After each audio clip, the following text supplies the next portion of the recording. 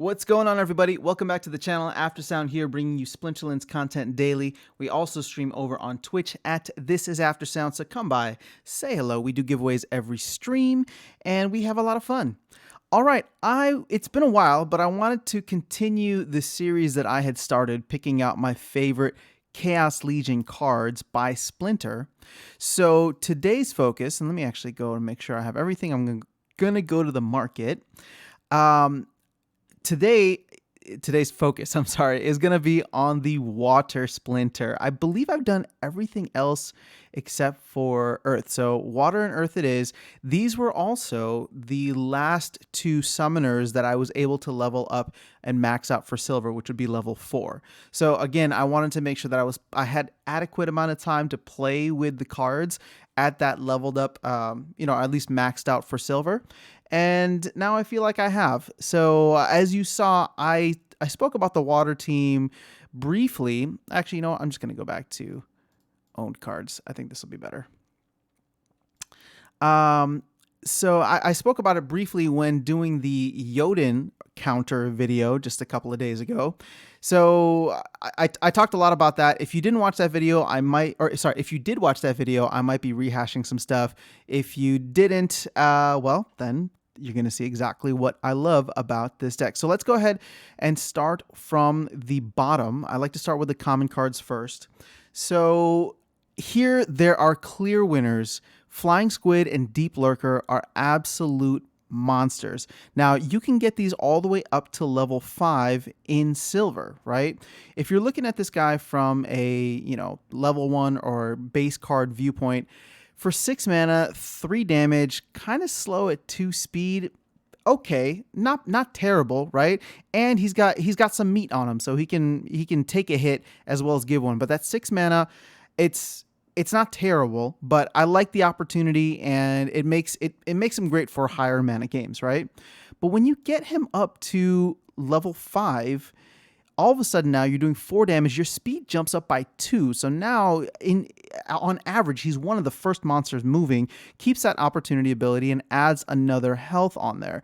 So him combined with some of the other synergies that I'll show you that I use is phenomenal for this. And just I don't even use him as a tank. I use him as usually a backline, and he can just wreak havoc on the opponent's backline or attack wherever I need him to attack. Now, Flying Squid, on the other hand, I never use him as a tank. I use him as a secondary tank due to this reach ability. Now, at level 1, you're going to get somebody who does 2 damage, 3 speed, and 8 health. So he's a decent meat shield, and nice to put in that reach position, I guess, that secondary tank position. 7 mana isn't bad. You're not going to be using him much in lower mana games, but neither will, there's a lot of cards here that I guess you wouldn't be using in lower mana games when it comes to the water Splinter, at least the ones that I like and are my favorites. Now, when you get him to level 5, this is where things get really fun, right? Because now all of a sudden he's up to that 4 speed as well, doing 3 damage from the reach position. He's got 9 health. And looking ahead, one of the things that really excites me is in gold, you'll be able to play blind. So I haven't had any experience with that yet, just because I don't have the summoners leveled up. And then Backfire, I think, could be something really interesting as he gets a higher speed. And maybe at some point, with this, if you're playing out at the max level, he might actually be an awesome just main tank with a 5 speed and Backfire. So something to think about here. Now, if we go back to Deep Lurker, what he gets and what makes me excited for him in the future is in gold, now all of a sudden everybody you hit, you have a chance of giving poison to, which does 2 damage at the end of, or I guess at the beginning of every round. I didn't realize, I guess it's the same thing. And then maxed out, you get Demoralized, which reduces the melee attack of all enemy monsters. That's definitely a game changer. I'm obviously very, very far away from that, and I'm sure many other folks are too, but something to strive towards is something that could be useful in the future. All right, so let's go to a card now that I never use. Cruel Cephalopod. At level 1, I guess he's a decent meat shield. 3 mana, 1 damage, 1 speed, and can take a decent hit. For 3 mana, it's not bad. I think back to the Ulrich Magic Spam days when you would use Spineback Turtle. I feel like he is the replacement for that. and I just haven't found any use for him. Now, when you get him up to level 5, he adds a little bit more in terms of armor and shield, and his speed goes up and damage goes up. So he's not terrible as a tank, but I'm just telling you personally, I don't really use him and no abilities. So it just, for 4 mana, so he's 3 mana, and for 4 mana, if you remember when I did the neutral video, I'm just a big fan of this card right here, because leveled up, even, level 4, you're not getting that second damage, but the 7 health and the healing and speed do it more for me. So I find myself using Zenith Monk way, way more than I do Cruel Cephalopod. Now here's another one, Klu Swim Hunter. I actually like this card. I just never use it because ranged attacks are not part of the synergies that I use, or at least that I see for my water deck. Now, and I also haven't come across any specific rule sets or situations, like game types, that I would have used him for. Don't get me wrong, he's played in my deck a couple of times, but it's more so when I absolutely need to. Now the thing is, at level 5, he's not bad. With a speed of 4, health of 6, for 4 mana you're getting 2 damage, so not terrible. I just, like I said, I don't use him much. Now this card here, I actually like this card a lot. Each card, each Splinter got a 1 mana card, 1 mana common card. And what I like about this card specifically, at least, well, I guess just within the context for water, is it's a great meat shield that has an additional hit point because of the armor, right?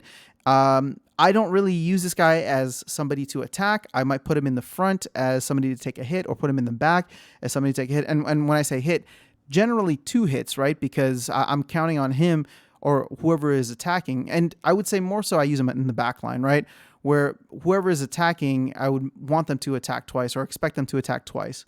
Now, when he gets up to a little bit higher level, it's still not that great. No abilities, still 1 damage. Yeah, he's got the extra health and extra speed, but that's just not going to do much. I use him more so just as like a furious chicken kind of situation if I have 1 extra mana.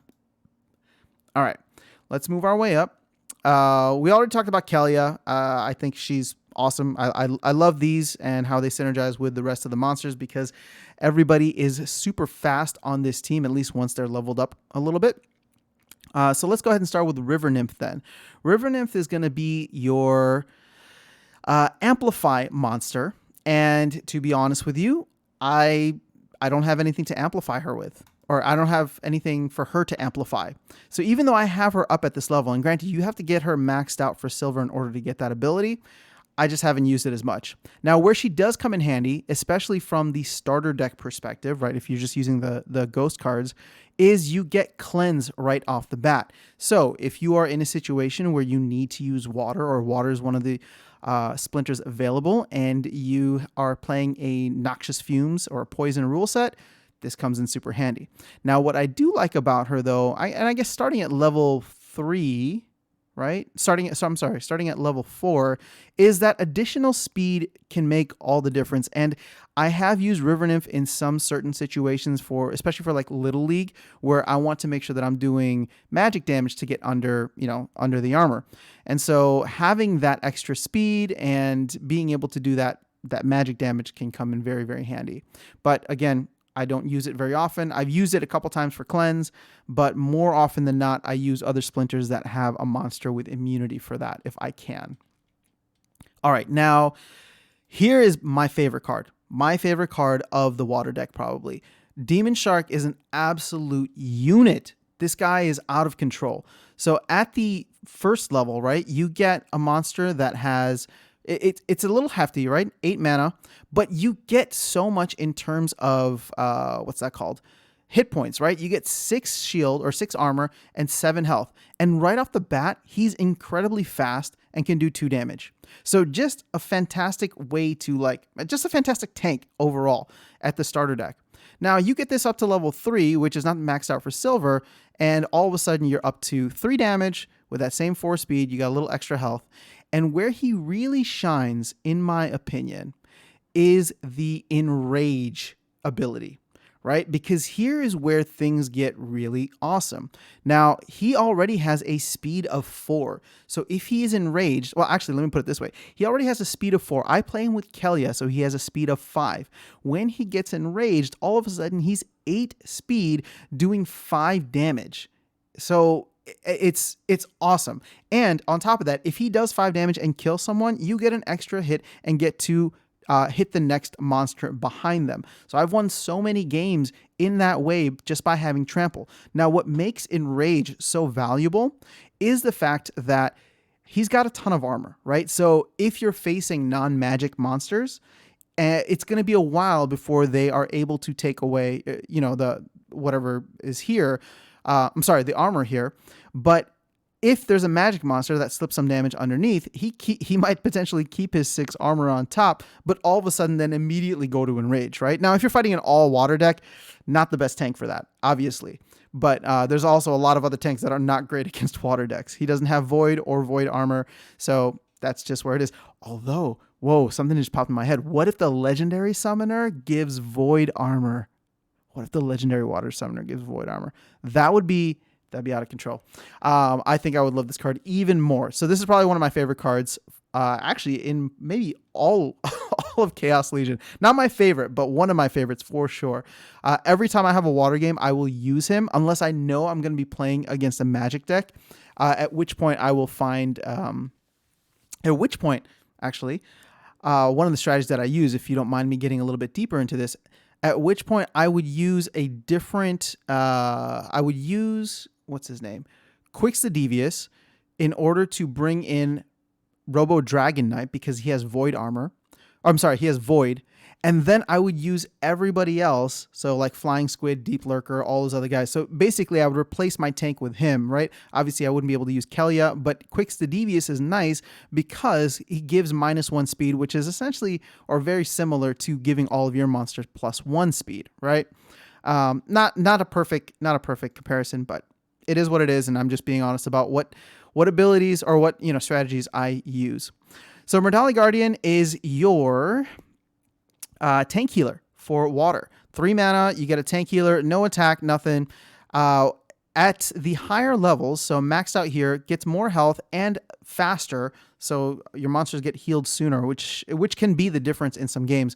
Where Murtali Guardian gets very interesting for me, and again, I haven't played with her at this level, is once you get into gold, because having a support card that does tank heal and repair, that sounds pretty awesome, right? And then, of course, once you get to the highest levels, you have Strengthen, which gives every friendly monster an increased health. But I'm excited to be able to play with this just because there's so much that could be done with both of these support abilities. So this is the other support card here, Angelic Mandarin. Now at the base level, not that great if I'm being honest.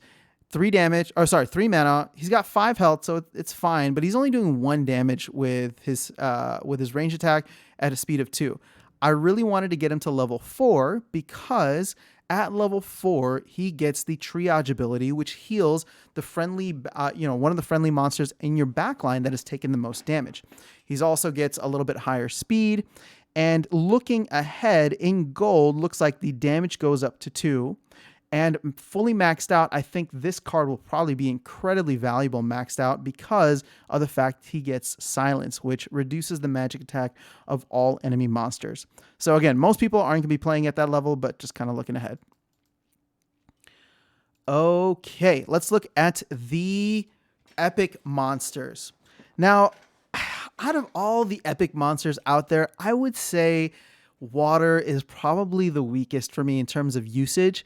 Like Igor Darkspear, decent at, level 1 or even level 2. I guess you can play him at level 3, although I don't have enough BCX to get him to level 3, which would mean you'd get 2 damage for 2 mana. So that's kind of hard to beat in a sense. I've used him in places where it makes sense, or I have nothing else to use and 2 mana and I want to get 1 more damage. But on the whole, I'm just not using it very much. That being said, I want to get into a position where I can start strategizing around stun and knockout more, or even just using stun. And in gold, it seems like that is when he gets the stun ability. So that'll be something to keep in mind in the future, and he could have a lot more utility and value at that point. Oh, Wave Brood. This, going into Chaos Legion, this card was the card that I thought would be my absolute favorite because of all the abilities that he was given. Then he got nerfed, and the heal ability was taken away, and just like that, I think I've used him once, maybe twice. Taunt is just not. I just for when I use water, my strategy rarely revolves around Wave Brood, or anything that Wave Brood offers. Now at the higher levels, right, he could make a decent tank in the sense that he has Void, right, but very slow, doesn't do as much damage. Return Fire.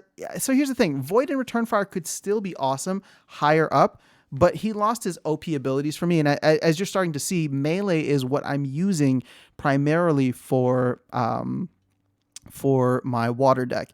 It's so effective, and a lot of the monsters synergize well with it, at least the three that you saw. Narissa Tridon, not bad. At the base level, you're going to get 3 magic damage. The speed isn't that great at 2, and the health is, a decent meat shield in that sense. Now I have her, what do I have her at? Level 2? Yeah, I have her at level 2. You can play up to level 3 though, which just gives you, it gives you an extra speed. So I'm only playing with this at level 2.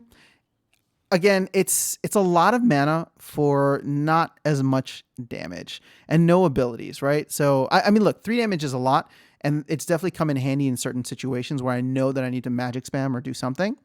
But looking ahead, I would say in gold is maybe where this card would shine a little bit more, because once you're able to do 4 damage at the 3 speed, or even 5 damage maxed out, that could be significant.